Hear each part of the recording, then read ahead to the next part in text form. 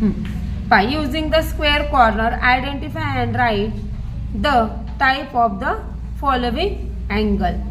काय करायचं आहे आपल्याला? हे स्क्वेअर कॉर्नर यूज करायचं आहे आणि याच्यावरून आपल्याला हा टाइप ऑफ अँगल फाइंड करायचा आहे. जर हे असं आपण ठेवलं, या फर्स्ट अँगलवर ठेवते, ठीक आहे. हा जो स्क्वेअर कॉर्नर आहे तो काय आहे? राईट अँगल आहे. काय आहे? Right angle. आता ही जी लाईन आहे ती स्ट्रेट आहे का? नाही, ती स्मॉलर आहे. काय आहे? स्मॉलर आहे. मग हा कोणता अँगल झाला? ॲक्यूट. काय झाला? Acute angle. इथं ठेवूया. आता हा जो अँगल आहे राईट अँगल पेक्षा मोठा आहे, म्हणजे बिगर दॅन आहे, म्हणून हा काय झाला? Obtuse angle. कुठला? ऑब्ट्यूस.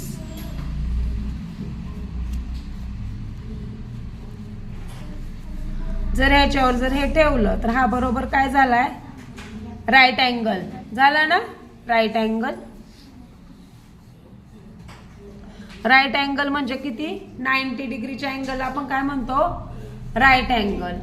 आणि 90 डिग्री पेक्षा कमी असेल तर त्याला म्हणतो ॲक्यूट अँगल. आणि 90 डिग्री पेक्षा जर जास्त माप असेल तर त्याला आपण म्हणतो ऑब्ट्यूस अँगल.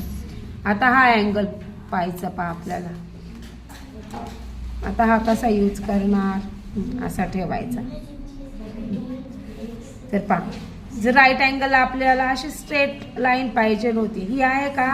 नाही, तर ते राईट अँगल पेक्षा काय आहे? बिगर आहे, म्हणून हा पण काय झाला? Obtuse angle. कुठला? ऑब्ट्यूस. आता हा पाहूया आपण.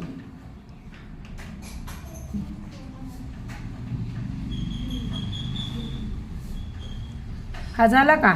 राईट अँगल आहे का? आहे ना? बरोबर अशी सरळ लाईन गेली. हा आहे राईट आणि हा आहे ॲक्यूट. दिसतानाच दिसतोय. समजलं? इथं सांगितलं using the dots given below draw a right angle, acute angle and obtuse angle.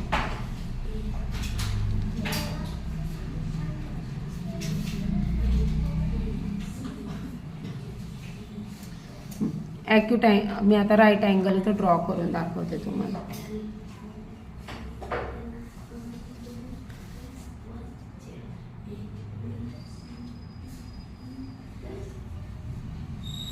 ठीक आहे, हा झाला राईट. ॲक्यूट करू आपण.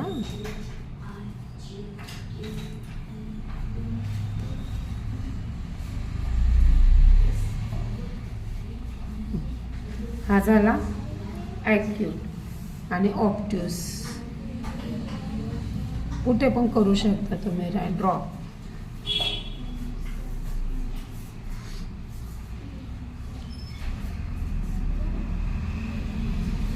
समजलं?